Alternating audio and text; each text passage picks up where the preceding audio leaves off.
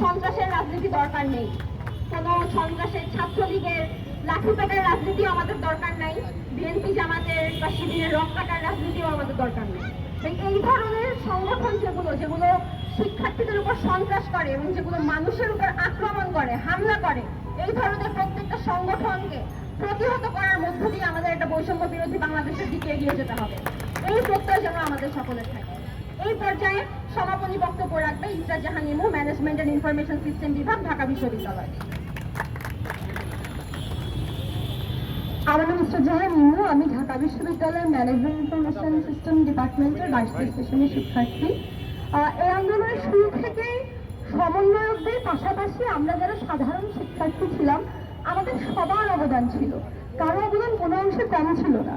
এখন আমরা যে বারবার বলতেছি যে সমন্বয়করা হলে হলে কেন কমিটি দিচ্ছে, এই প্রশ্নটা আসা সম্পূর্ণভাবে যৌক্তিক, কিন্তু সেটার পাশাপাশি আমরা যাতে কখনো তাদেরকে অসম্মান না করি এভাবে, যে তাদের অবদান যাতে আমরা ভুলে না যাই। আমরা কিন্তু কোনোভাবেই আমাদের সমন্বয়ক ভাই বোনদের অবদান ছোট করতে পারি না, অস্বীকার করতে পারি না। কিন্তু যদি বর্তমানে তাদের কোনো কার্যক্রম আমাদের সন্দেহভাজন মনে হয়, কিংবা আমাদের যদি নতুন কোনো কনসার্ন জাগে, সেটা অবশ্যই আমরা ভোকাল হয়ে এগুলো আমরা তাদের সামনে উপস্থাপন করব, কথা বলবো। কেন? কারণ ছাত্রলীগ না থাকাতে বর্তমানে ক্যাম্পাসে যে রাজনীতি, সন্ত্রাসের রাজনীতি, এই চাঁদাগুলো কে নিবে, এটা নিয়ে যে ভাগ বাটোয়ারা শুরু হয়েছে, এটা থেকে নতুন ভাগ বসানোর জন্য নতুন দল গঠন হচ্ছে। এই যে লেজিস্লেটিভ রাজনৈতিক সংগঠন যেগুলো নেই বর্তমানে, এই ছাত্রলীগ যে নেই, তাদের এইসব গুন্ডামি সন্ত্রাসী কার্যক্রম পরিচালনা করার জন্য নতুন কোন দল ক্ষমতায় আসবে, এই জিনিসের রাজনীতি তো আমরা চাই না। আমরা এখানে ছাত্র দল, জামাত, শিবির বা এমন কোনো সংগঠন চাই না যারা ছাত্রলীগের ওই সন্ত্রাসের যে জায়গাটা খালি আছে এই জায়গাটা পূরণ করবে। আমরা এমন কোনো রাজনীতি ক্যাম্পাসে চাই না। তাহলে আমরা রাজনীতি কি পুরোপুরি বিপক্ষে? না, আমি ব্যক্তিগতভাবে রাজনীতিকে নিষিদ্ধ করার পক্ষে না। এখন এই যে একটা বড় আন্দোলন হলো, এই আন্দোলনের রাজনৈতিক দলগুলোর ভূমিকাকে আমরা ভুলে যাব? যে সমন্বয়করা ছিল তাদের কি রাজনৈতিক কোনো পরিচয় নাই? হুট করে কি একটা ছেলে লাইব্রেরি থেকে বের হয়ে সে কি রাজনীতি বুঝে যায় বা রাজনীতি শিখে যায়? আমরা যে বারবার বলতেছি যে আমাদের এই জেনারেশন রাজনীতি বোঝে না। রাজনীতি বোঝে না কেন? শুধুমাত্র ওই ছাত্রলীগের দলালি রাজনীতি, সন্ত্রাসী রাজনীতি কি ছাত্র রাজনীতি? তা তো না। ছাত্র রাজনীতিটা কেমন হওয়া উচিত ছিল? একটু আগে রাফি ভাই বলে গেল যে আমাদের ছাত্র রাজনীতি হওয়া উচিত ছিল ক্যাম্পাসে কোনো চাঁদাবাজি করা যাবে না, ক্যাম্পাসের ক্যান্টিনের, ডাইনিং এর খাবারের মান নিয়ে প্রশ্ন তোলা হবে, লাইব্রেরিতে ফুড পর্যাপ্ত না কেন এটা নিয়ে প্রশ্ন করা হবে, আমার ফ্যাকাল্টিতে এই লাইব্রেরি 6 মাসে 1 বছরের মতো বন্ধ কেন, এটার জবাবদিহিতা চাওয়া হবে। আমাদের তো এই ধরনের রাজনীতি নাই ক্যাম্পাসে। এই জন্যই আমাদের সাধারণ শিক্ষার্থীদের অনেকাংশই মনে করে যে ছাত্র রাজনীতি মানেই বুঝি সন্ত্রাসী রাজনীতি, ছাত্র রাজনীতি মানেই উদ্যানে বহিরাগতদেরকে থেকে টাকা নেওয়া, ফোন চুরি করে ফেলা, ছাত্র রাজনীতি মানে আপনি কি বহিরাগত ভাই, আপনি কি ক্যাম্পাসে, এই প্রশ্ন জিজ্ঞেস করা। ছাত্র রাজনীতির মানে এইসব চাঁদাবাজি না, ক্যান্টিনে হচ্ছে চাঁদাবাজি করে ক্যান্টিনে খাবারের দাম বের করে দাম বাড়ায় দেওয়া না। এই ছাত্র রাজনীতি মানে এইখানকার যেসব গুন্ডা বান্ডা এদেরকে পালন করে ছাত্রদের উপর আক্রমণ করা না। ছাত্র রাজনীতি এমন হওয়া উচিত যারা আমাদের ছাত্রদের পক্ষ থেকে কথা বলবে। কিন্তু এইরকম রাজনীতি আমরা গত 1 যুগ না, এর আগেও দেখছি কিনা আমি জানি না। শুধুমাত্র গুটি কয়েক সংগঠন বা গুটি কয়েক মানুষই সবসময় সোচ্চার হয়। এই বড় যে রাজনৈতিক দলগুলো আছে তারা যদি এইসব চাঁদাবাজি না করতো, তারা যদি ক্যাম্পাসে সন্ত্রাসী এসব আক্রমণ হামলা মামলা না করতো, ড্রেসিং কালচার তৈরি না করতো, হল দখল কালচার তৈরি না করতো, যদি আমার বৈধতার অধিকার না দিয়ে তারা যদি আমাদের রাজনীতি করতে বাধ্য না করতো, তাহলে কিন্তু কেউ ছাত্র রাজনীতিকে সন্ত্রাসের রাজনীতি বলতো না।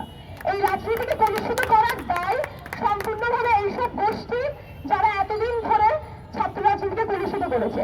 কিন্তু সেই জায়গা থেকে কিন্তু আমরা বেরিয়ে এসেছি।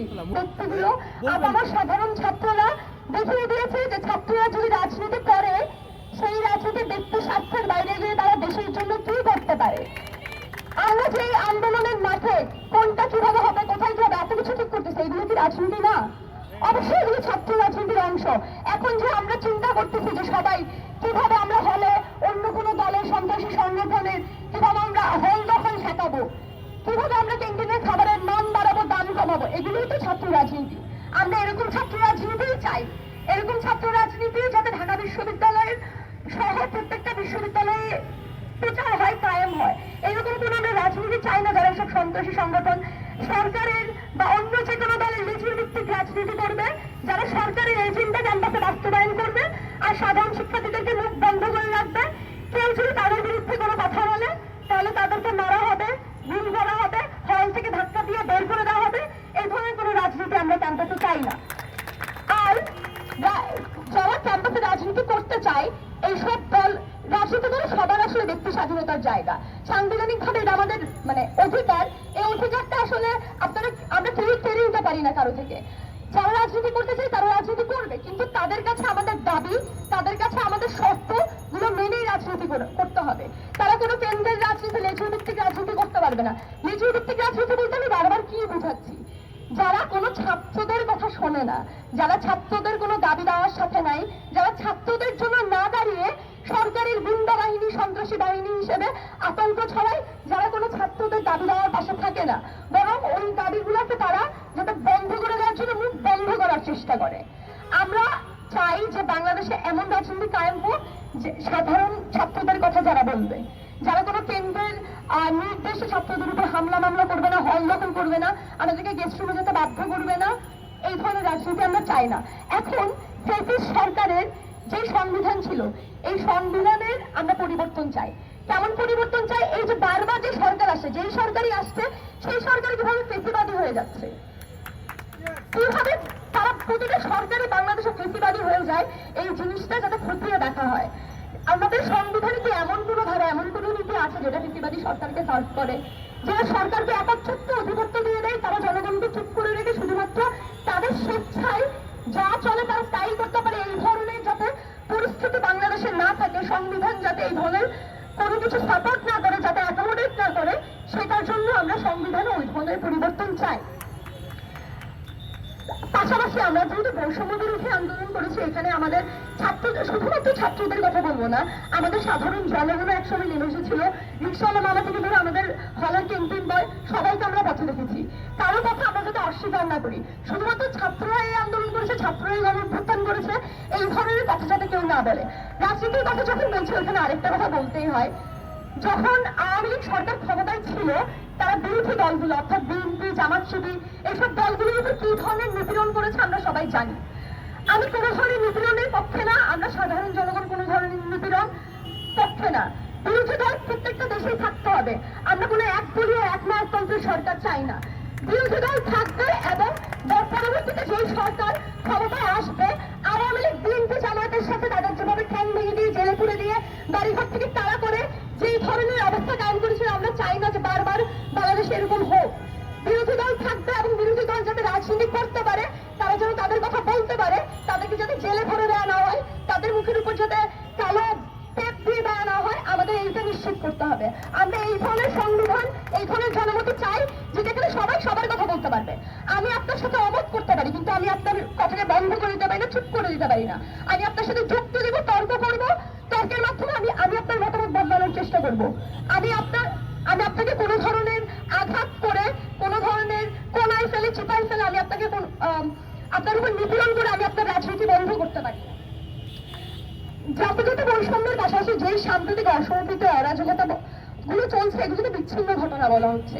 বন্ধুগণ, এগুলো কোনো বিচ্ছিন্ন ঘটনা না, এগুলো কোনো না কোনো মহলের মদতেই হচ্ছে। এই যে গতকালকে শহীদ মিনারের এই ঘটনার মাধ্যমে যেভাবে শাপলা শাহবাগ দাঙ্গাটা বাঁধিয়ে দেওয়া হয়েছে, এরপরে যেভাবে এই যে সরকারি উপদেষ্টা নতুন গঠন হলো, সামনে হয়তো নতুন কোনো রাজনৈতিক দলের উত্থান হবে, এগুলো থেকে কিন্তু আমাদের নজর সরে যাচ্ছে।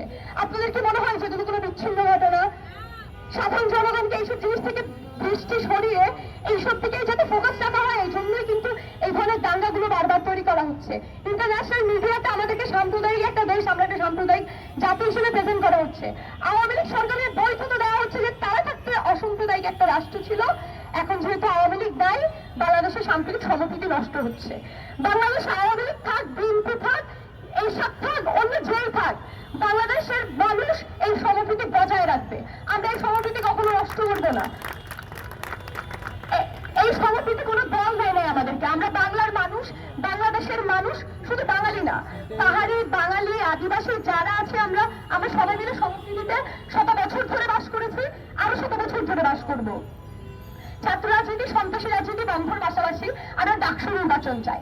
ডাকসু সংসদ নির্বাচন হলে এই যে রাজনীতি বন্ধে যেসব দাবি দেওয়া আসছে, এইগুলো আমরা আরো ভালোভাবে প্রতিহত করতে পারবো বা এগুলো সম্পর্কে আরো ভালোভাবে মানুষ চর্চা করতে পারবে। আচ্ছা, ডাকসুর সবার একটা দাবি যে ডাকসুর নির্বাচন আমরা সবাই চাই, সব জনগণের মানুষই ডাকসু নির্বাচন চাই, কিন্তু ডাকসুর বাইরে কেউ রাজনীতি করবে না, এই কথাটার যৌক্তিকতা আমি ব্যক্তিগতভাবে বুঝি না। ডাকসুর মধ্যে যারা নির্বাচন হবে শুধুমাত্র তারাই নেতা হবে, শুধুমাত্র তারাই রাজনীতি করবে। এর বাইরে আমরা যারা সাধারণ শিক্ষার্থী আছি তাদেরকে রাজনীতি করার অধিকার নাই। এখন আপনি বলতে পারেন যে আমরা চাঁদাবাজি, এই ক্যান্টিন দখল, হল দখল, এইগুলোর রাজনীতি চাচ্ছি না। আমি যাতে আমার ক্লাসের কোন একটা শিক্ষার্থীর উপর নিপীড়ন হলো, আমার উপর নিপীড়ন হলো, আমার যাতে ডাকসুর প্রেসিডেন্ট দিদিকে গিয়ে না বলতে হয়, আমরা যাতে নিজের একটা প্রতিরোধ গড়ে তুলতে পারি, আমরা ওই ধরনের রাজনীতি চাই।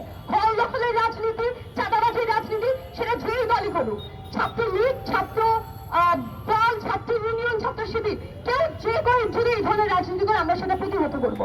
তাদেরকেই প্রমিস করতে হবে যে তারা এই ধরনের নিজের ভিত্তি করবে না, তারা এই ধরনের কোনো অন্যায় দুর্নীতির পাশে থাকবে না। তা না হলে এই ধরনের যদি তারা একটা লিখিত কোনো কিছু না দেয়, তাহলে তাদেরকে এই বিশ্ববিদ্যালয়ে রাজনীতি করতে দেওয়া উচিত না আমাদের কোনোভাবেই। আর সেটার পাশাপাশি এই যে ডাকসু নির্বাচনে বাইরে যারা থাকবে আমাদের সবার রাজনীতি করার অধিকার দেওয়া উচিত। শুধুমাত্র ডাকসুর ভাইদের, মানে এই ভাইয়ের রাজনীতি করতেছে, ওই ভাইয়ের রাজনীতি করতেছে, এরকম কি ডাকসু নির্বাচন হলে আমার দিদি ভাইয়ের, এই ভাইয়ের, সেই ভাইয়ের, হয় সম্পাদক ভাইয়ের রাজনীতি করবে না? যেসব সংগঠনগুলো গণসংগঠন হিসেবে থাকতে পারে, কোনো কেন্দ্রের সাথে মাদার ফাদার অর্গানাইজেশনের বাইরে গিয়ে যারা রাজনীতি করতে পারে, তাদের রাজনীতি করার অধিকার সাধারণ শিক্ষার্থীরা যদি বুঝে, তারা সেটার পাশে থাকবে বলে আমি বিশ্বাস করি। আমরা একদমই কোনো রাজনীতি চাই না। ক্যাম্পাসে যদি আপনি অন্যান্য সংগঠনের রাজনীতি বন্ধ করে দেন, তাহলে কারা রাজনীতি করবে বলে আপনারা মনে করেন? যারা কেন্দ্রের রাজনীতি করবে, অর্থাৎ যারা জাতীয় দলগুলো, সেই ছাত্র দল হোক, সেটা ছাত্রলীগ হোক, আপনি কি তাদের রাজনীতি ঠেকাতে পারবেন? বিশ্ববিদ্যালয় না তুলতে পারে, আপনি তাদের ওই বাইরে যদি মহানগরীর রাজনীতি সে করে, ওই রাজনীতির প্রভাব কি তার বিশ্ববিদ্যালয়ে পড়বে না? আপনি কি তার বিশ্ববিদ্যালয়ে সে প্রভাব প্রতিপত্তি বন্ধ করতে পারবেন? কোনোভাবেই সম্ভব না। এই জন্য আমাদের একদলীয় কোনো রাজনীতি আমরা চাই না। যাতে বিরোধী আরো 10টা দল থাকে, 5টা দল মিলে একসাথে সহাবস্থান করুন, যাতে একজন একজনের কাছে জবাবদিহিতা করে। আমাদের সংসদে কিন্তু কোনো জবাবদিহিতা নাই। কেন? কারণ শুধুমাত্র একটা দল অধিকাংশ আসন নিয়ে আছে, আর বিপরীতে যারা আছে তারা স্বতন্ত্র প্রার্থী, যারা আসলে ওই একই লিগেরই দোষর। এই জন্য আমরা চাই ক্যাম্পাসে পাল্টাপাল্টি ভিন্ন মতের, ভিন্ন ধারার রাজনীতি থাকবে, যাতে একজন আরেকজনের কার্যক্রমকে, কাজকে প্রশ্নবিদ্ধ করতে পারে, এই যাতে জবাবদিহিতার জায়গাটা নিশ্চিত হয়। আমরা বাকশালের মতো একদলীয় রাজনীতি চাই না। সব জাতিগত, লিঙ্গগত এবং শ্রেণীগত বৈষম্য দূর হোক, এই প্রত্যয় ব্যক্ত করে আজকে আমাদের সমাবেশ এখানেই সমাপ্ত ঘোষণা করছি। ইনকিলাব